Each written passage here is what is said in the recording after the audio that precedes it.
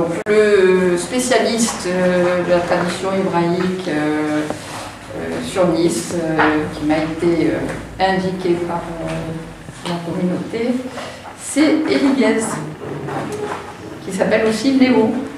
Et quand je suis allée présenter notre projet, il m'a dit mais c'est super cette histoire, parce que moi j'ai quand même d'abord été dans l'écologie avant de faire le reste.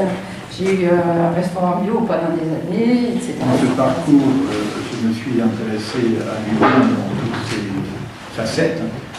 Et la première facette, c'était la source de vie. Je ne sais pas si les personnes connaissent la source de vie d'il y a 40 ans. C'était un restaurant végétarien.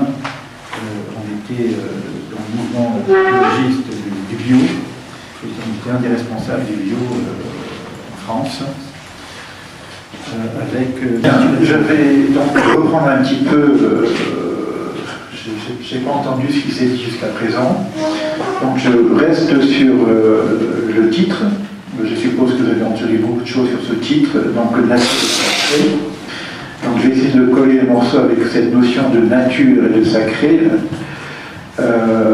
Et puis cette deuxième question, puisque vous avez introduit ce colloque par cette phrase extraordinaire, cette question extraordinaire qui est la première question fondamentale qui a été posée à l'homme, qui se dit en hébreu Raïka, qui se traduit de façon littérale où es-tu, et dans la traduction revue et corrigée, et où en es-tu. Quand je regarde un petit peu le mot nature et sacré, la question que je me pose, sans connaître les contenus, est-ce que ça veut dire nature et sacré, c'est-à-dire ensemble, donc un rapport entre la nature et le sacré, ou est-ce que, c'est-à-dire nature égale sacré, sacré égale nature, ou est-ce qu'il y aurait une distinction entre la nature et le sacré? Comme il y aurait une distinction entre la matérialité et la spiritualité, comme il y aurait une distinction avec la transcendance et l'immanence, où nous serons dans une certaine dualité. Ça, c'est la première question que je me pose et sur laquelle je vais développer mon intervention.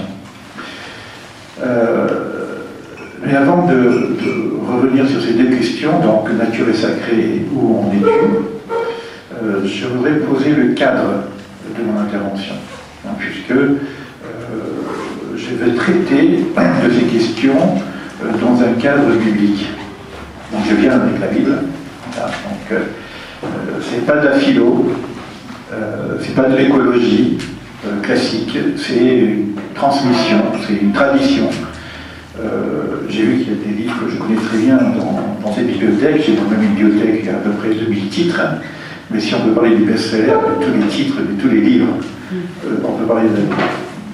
Alors, pourquoi je dis ça? Parce que je vais intervenir dans des textes bibliques, et il y a un préalable, parce que ce que je peux dire n'a pas de sens si je considère que ce livre est un livre parmi les autres livres d'un auteur inconnu.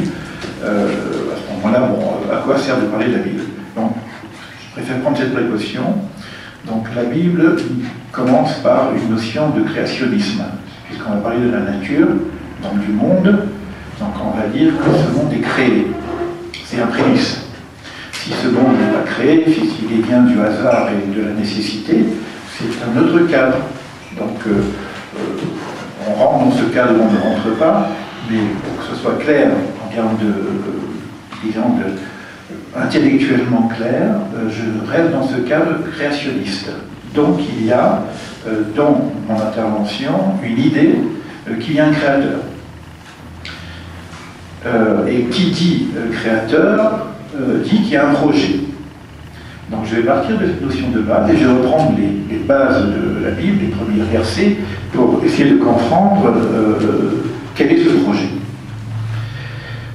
Alors, dans ce cadre biblique, je vais m'insérer d'une façon un peu plus particulière de ce que j'appelle la sagesse hébraïque.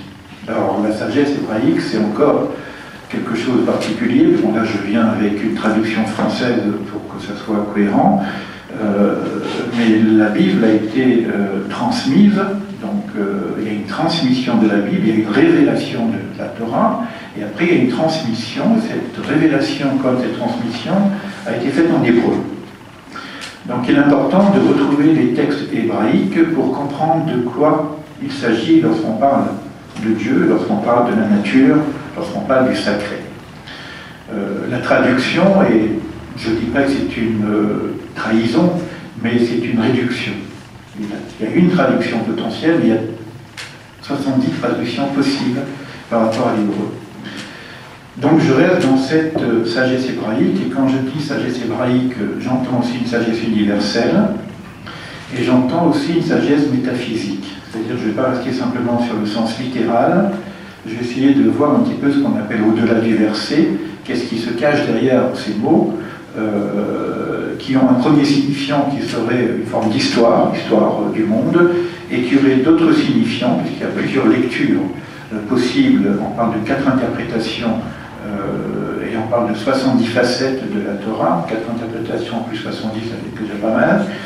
Et dans ces 4 interprétations, il y a le sens littéral, et puis il y a le sens allusif, et puis il y a le sens caché, etc. Donc on a une proposition qui est une sagesse hébraïque dans sa dimension métaphysique. Alors je vais vous demander peut-être d'attacher vos ceintures, puisque je vais peut-être parler de choses nouvelles pour certains d'entre vous, et de temps en temps, je risque de flotter un petit peu, donc on va monter dans des espaces un peu différents de ce qu'on connaît au niveau de la nature et la terre. Déjà, quand je parle de sagesse, donc je reprends des définitions classiques de nature sacrée, je reprends cette question de base, en cas, et je vais vous parler de sagesse. La sagesse en hébreu se dit chorma. Déjà, qu'est-ce que la sagesse? C'est la chorma. Et qu'est-ce que veut dire chorma? Le mot hébreu, si je le décompose, veut dire koachma, la puissance du ma. Ma, c'est quoi? C'est quoi? Koachma, c'est-à-dire la puissance, la force du questionnement. C'est-à-dire que c'est quoi la sagesse? C'est la capacité du questionnement. C'est pas la capacité des réponses. Si mon intervention vous parle, ce que j'espère, c'est que vous sortez de cette petite heure d'échange avec beaucoup de questions et très peu de réponses. D'accord? Dans la mesure où les réponses ferment, la question ouvre le champ de l'interrogation. Donc c'est un peu différent, cette approche d'une approche classique, écologique, quand on parle de nature. Ici, on est dans cette partie du sacré du point de vue de la création.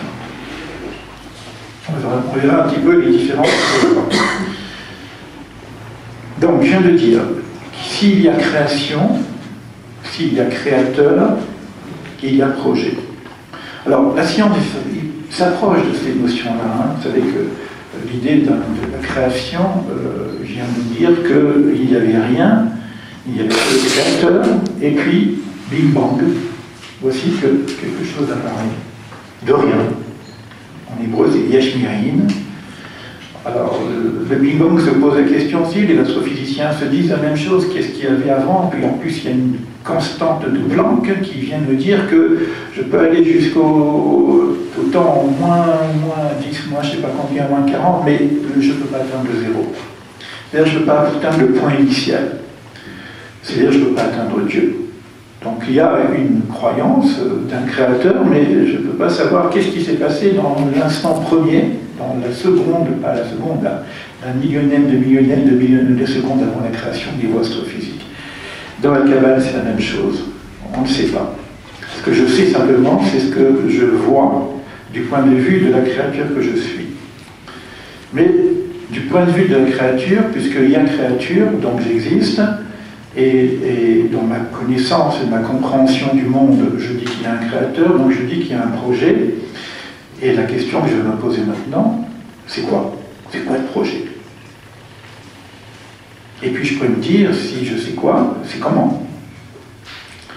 Et puis je peux me dire pourquoi? Pourquoi le monde? C'est les questions de base qu'on se pose dans la Kabbale. Est-ce que vous connaissez le projet? C'est quoi le projet du monde? C'est quoi le projet du Créateur?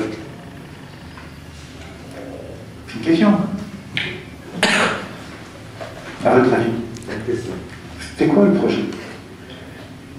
Il y a un créateur, il y a une création. C'est quoi le projet? Se comprendre lui-même. C'est Se comprendre lui-même. Il a besoin de se comprendre. Oui, Il a un manque. Donc il n'est pas parfait. peut-être. C'est déjà une idée. Mais alors, l'idée du créateur, c'est la perfection.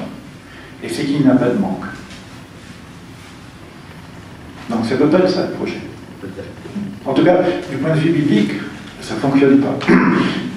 Alors, on va échanger par un questionnement, mais les réponses, en tout cas les re-questions, quand on passe sur une question, on repose une question, les re-questions que je vais poser, le re-questionnement, c'est du point de vue biblique. D'accord? Donc on peut philosophiquement avoir d'autres idées, on a la liberté de la pensée, mais il faut voir comment la cohérence biblique.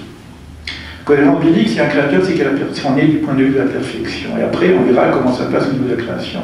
Bon, ce que je peux dire, c'est que le projet, il est là, il est devant vous. C'est tout ça, c'est la création. Mais dans le monde, donc ce qu'on appelle le monde de la nature, le monde olam, on verra que le terme olam, qu'est-ce qu'il veut dire en hébreu olam, c'est quoi? Qu'est-ce qu'il veut vraiment de sa création? Et après, on va se poser la question, quand et pourquoi?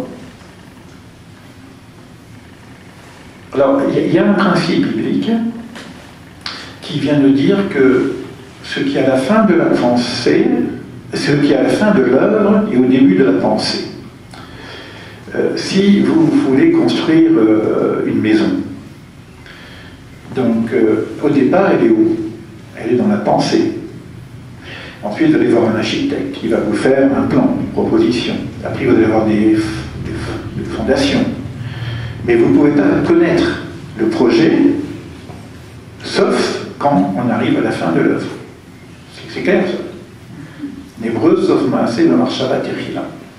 Ce qui est à la fin du Maasé, de l'action divine, c'est ce qu'il y avait au départ dans sa pensée. Donc, je prends la Bible. Alors, il y a un processus de création. Donc on dit, on a un prémisse, Bereshit bara Elokim et Hashamim ve'atares, et Dieu créa le ciel et la terre. Bon, je prends une traduction littérale. C'est bien plus profond que ça, évidemment, mais bon, on va rester dans des choses simples, si je peux. C'est pas facile pour moi toujours de rester dans des choses simples, vous allez voir d'ailleurs. Il y a déjà un créateur. La Torah ne vient pas nous dire je vais vous rappeler qu'il y a un créateur. C'est un axiome. Il y a un créateur. On pourrait travailler sur ça, l'existence de Dieu, etc. Mais c'est un autre registre. Ça existe même dans le judaïsme de se poser ces questions-là. Maïmonide, qui a écrit le Guide des égarés, il reprend 50 questions sur l'existence de Dieu. Là, on part du principe que, bon, on a compris qu'il y a un créateur. Et quand je prends la révélation, donc on a le plan de la création. Premier jour, deuxième jour, troisième jour, quatrième jour, etc. Donc on a un projet et on a un plan. Et qu'est-ce qu'il y a à la fin du plan? Qu'est-ce qu'il y a à la fin des derniers jours? C'est quoi? Il se repose. Il se repose. C'est intéressant. Donc au niveau de la fin du projet, il se repose. C'est intéressant de voir cette idée. Moi, ça me rend perplexe. C'est quoi un Dieu qui se repose, quoi? Bizarre, quoi, un Dieu qui se repose. Il ne se repose pas. Il arrête l'œuvre. Et il rentre dans le Shabbat. C'est marqué Vashvot. Et c'est quoi Shvot? Il rentre dans le principe de la non-création. Il arrête le processus de création. Pourquoi il arrête le processus de la création? Pour laisser la capacité à l'homme d'agir. La seule faire. Sinon, il est toujours présent et puis nous, on n'a pas de liberté possible. Donc, c'est vrai qu'au niveau du temps, ça se termine par l'idée du Shabbat, de l'arrêt du processus créateur du point de vue divin, qui permet à l'homme de s'installer dans ce monde et de faire. Mais au niveau des éléments, donc au niveau pour le temps, Et au niveau des éléments, quelle est la dernière chose créée? Je dis chose, mais l'homme. Même là. Donc, on a tous les processus de la nature, avec les plantes, les machins, les poissons, etc. Et pour arriver à... On a un processus qui ressemble d'ailleurs à l'évolutionnisme, et puis on arrive à l'homme. Donc, si je comprends cette idée que ce qui est à la fin de l'œuvre et au début de la pensée, le projet, c'est l'homme. Et les éléments antérieurs sont les outils pour permettre à l'homme de se réaliser dans le projet divin. C'est clair? Donc la nature est au service de l'homme. Et non pas le contraire. C'est une proposition biblique. Et un drame peut-être. Comment? Et un drame peut-être. Un drame? Ça va poser des questions. Ça va être certainement un drame. On va le voir d'ailleurs, tous les drames de la Bible, on va parler que de drames. Parce que la responsabilité va être énorme. On va le voir. En tout cas, cette idée est là. Mais c'est pas simplement biblique. Si vous regardez aujourd'hui de la vision astrophysique, il y a une notion qu'on appelle l'anthropique, qui vient du mot anthropos, de l'homme. Et c'est une vision de plusieurs astrophysiciens. Donc là, j'ai un nom, si j'ai il y a quelqu'un qui va m'aider à prononcer le nom, c'est Chung Xiong-Chong. Un grand astrophysicien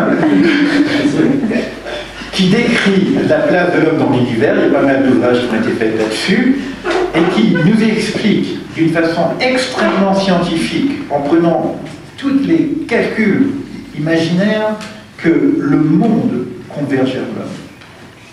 Que l'univers est réglé de façon à ce que la finalité, c'est la conscience humaine, l'intelligence humaine. C'est incroyable. Comment la science arrive à ça? Philosophiquement, je peux comprendre, bibliquement, je peux comprendre, mais comment la science arrive à ça? Et il vient de dire que si, par exemple, au niveau des masses, des protons, etc., s'il y avait un milliardaire de milliardième de milligrammes de différence, plouf, il n'y a plus rien. Il n'y a pas de monde, il n'y a pas d'homme. Une petite particule en moins, plouf, plus rien. Pas d'homme. Incroyable. Des milliards de milliards d'étoiles qui existent ont un tel équilibre qu'ils vont converger vers l'homme. C'est comme si, du point de vue scientifique, le projet Bing Bang, c'est pour arriver à la finalité de l'homme. C'est ce que dit la Bible. Tout le monde n'est peut-être pas d'accord, mais en tout cas, cette science existe, donc il y a bien ce rapport avec la science.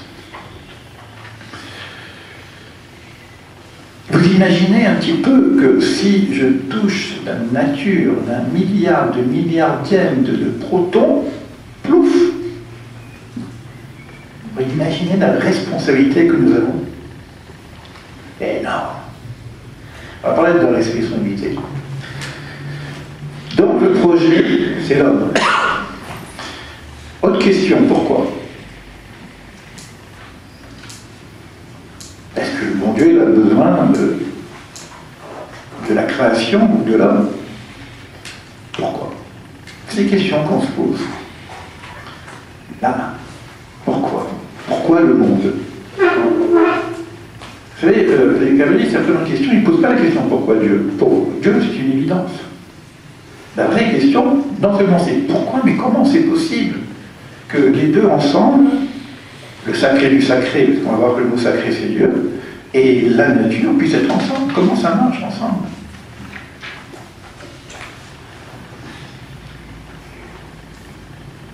Alors j'ai dit le bon Dieu. Bon, c'est mignon, non, le bon Dieu. Ben, ça fait partie des croyances bibliques, que le Créateur il est bon. C'est-à-dire qu'on n'a pas l'idée d'un mauvais Dieu. On a l'idée que s'il y a un Dieu, non seulement il est parfait, mais il est bon. C'est pas des prémices, donc il faut marquer axiome 1, il y a un Dieu, axiome 2, il est bon. Sinon ça ne marche pas, la Bible on apprend la brûle. Et ce que je lis dans la Bible qui semblerait être complètement contraire à la bonté, il faut savoir que si j'accepte l'idée que, prémisse que Dieu est bon, créateur et bonté, ça veut dire que quand je lis il faut que tu me tues ses enfants, c'est pas ce que ça veut dire. Ça veut dire autre chose. C'est-à-dire qu'il faut trouver d'autres lectures, il faut retraduire le texte pour savoir de quoi parle la Bible. Si je regarde sur le sens littéral, je risque de me perdre complètement dans cette idée de bonté divine.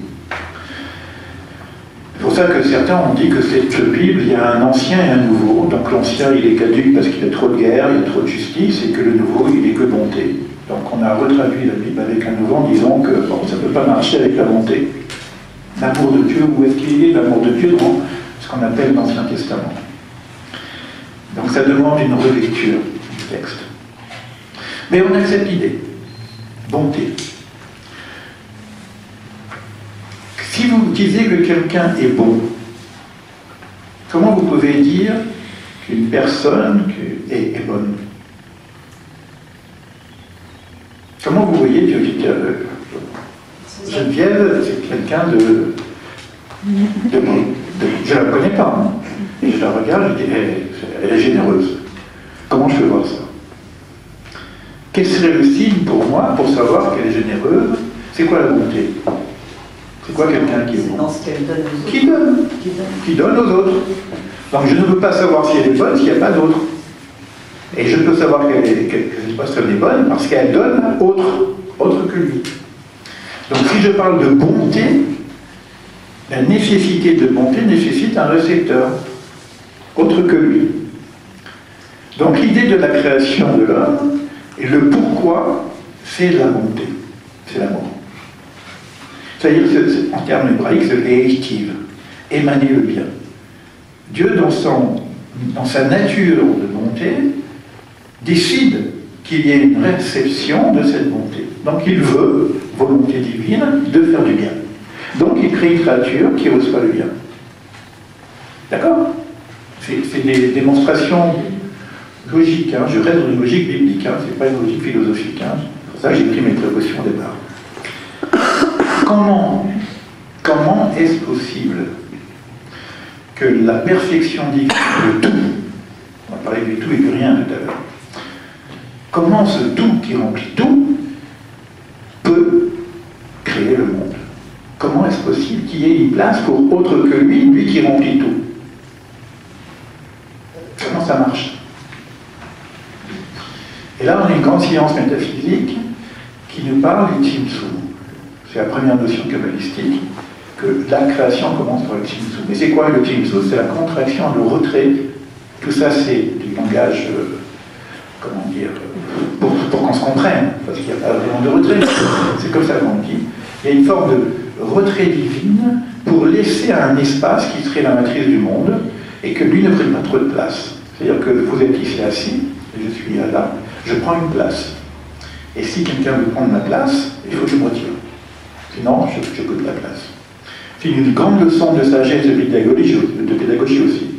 Si je veux que l'autre existe, il faut que je devienne un peu plus petit. Parce que si je prends trop de place, on n'existe pas. En éducation, c'est la même chose. Donc, pour que le monde existe, il y a ce qu'on appelle un retrait divin, une contraction, une réduction de la présence divine. Ça veut dire que ça commence par le voilement. C'est-à-dire que nous ne savons pas où il est, nous ne le voyons pas physiquement, et le monde, ça va être un monde qui est caché. D'ailleurs, le mot monde, qui veut dire olam, c'est la même notion que Hélène, caché. Et donc Dieu se cache quelque part dans la nature, dans le monde, pour qu'il y ait possibilité de création et qu'il y ait possibilité de liberté. Et ça s'appelle kadosh, et ça s'appelle sacré. La notion du sacré, puisqu'on va parler de nature et de sacré, c'est le mot kadosh, et le mot kadosh veut dire séparé.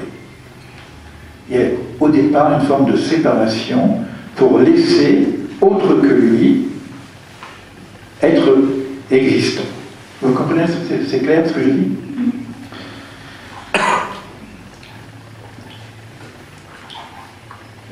il y a une notion de cachet dans la nature et il y a une notion de révélation linguistique, et Dieu créa le monde, et de révélation au Sinaï, d'une parole. Donc là, le cachet va s'exprimer, va se révéler par une parole. Et il vient nous dire dans sa parole qu'il est caché. Et celui qui crée le monde s'appelle... Le mot Dieu n'existe pas vraiment dans la Bible. On cherche partout, il y a plein de dieux. Une fois j'ai fait une conférence sur les dieux du monothéisme. Parce que dès que je dis Dieu, c'est une image, et chacun a une image différente. En plus, si on parle des religions monothéistes, chacun va parler de son image de Dieu, on va voir des différences assez sérieuses sur les images de Dieu. C'est pour ça qu'il dit qu'il ne faut pas faire d'image. Donc on ne parle pas de Dieu, puisqu'il est caché. Donc on ne connaît pas l'essence divine. Par contre, ce qu'on entend, c'est des noms divins. Et on aura plusieurs noms, comme Shakai, comme Elohim, comme le nom qu'on appelle Hachem, le tétragramme divin, le Kevavke, les 4 lettres du nom divin. Et ça veut dire qu'on va parler du fonctionnement de la présence divine dans ce monde. Il y a une présence qui se cache quelque part, mais qui fonctionne. Il y a du divin dans le monde. Il y a une cohérence qui fait que c'est sûr qu'il y a quelque chose qui est de l'ordre de la transcendance, mais en même temps de l'immanence, et qu'il y a dans cette nature des choses extraordinaires qui semblent divines, et en même temps qu'il y a quelque chose qui dépasse la nature, c'est sûr. On le sent, on le voit, mais on ne le voit pas. Et on nous le dit, on l'entend. Le nom qui est utilisé pour dire création, c'est Elohim. Bereshit bara Elohim et Hashamayim ve'et haaretz. Ça commence par ça. Il faut que je fasse attention parce que là je vais partir dans des trucs. J'espère que j'arriverai jusqu'au bout. Et si je vous donne qu'un petit morceau du bateau, vous allez être pas content du voyage. Alors, dans la sagesse hébraïque, je vais vous lire des passages que le monde est créé aussi avec des lettres. Je vais vous en parler. Et que ces lettres sont des nombres. Ce qui fait que quand j'ai un mot, j'ai aussi une équation mathématique. Un mot, c'est un nombre, qui a une certaine sémantique. Et si je trouve un autre mot qui a le même nombre, c'est après le calcul des lettres, eh ben, je peux faire un rapprochement entre les deux. Ça s'appelle la gematria. Le nom divin qui est utilisé pour la création est le nom qui s'appelle Elohim. Il y a un autre nom qui va venir bien plus tard, qu'on appelle le tétragramme divin, la transcendance divine, qui représenterait l'essence divine, qui, elle, s'est cachée justement pour pouvoir, et qui va être révélée, donc c'est le travail qu'on aura à faire. Mais le nom Elohim, ce qui est intéressant pour se rapprocher de notre terme, ça vaut 86.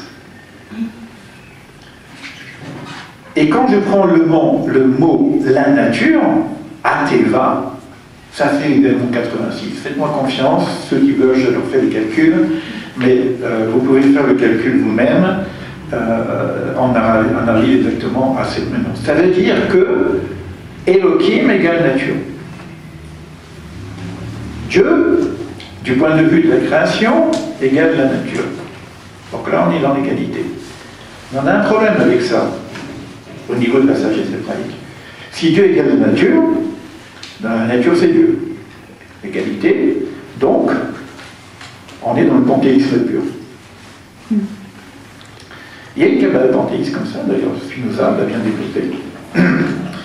Mais vous allez voir que la Bible va amener une autre dimension du divin, qui est au niveau de la transcendance, qui est l'au-delà de la nature, qui est l'avant la nature, qu'on appelle Or et Sof, la lumière infinie, qui n'est pas perceptible, et qui va être représentée par un autre nom qui s'appelle le tétragramme divin, l'ineffable, qu'on ne peut même pas prononcer tellement il est sacré.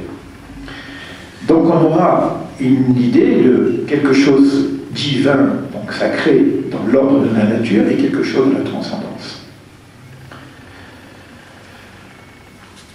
Malheureusement, Et on va rentrer dans cette question, ce Haïka, puisque c'était comme ça que vous avez introduit. Il va y avoir une chute, et ce qu'on appelle la perte du sacré. Au lieu de se rapprocher de ce projet qui est de faire le lien avec le sacré, la nature que je suis en tant que créature, et le sacré, le kadosh, le séparé, le caché, qui me propose, soyez kadosh, soyez saint car je suis saint.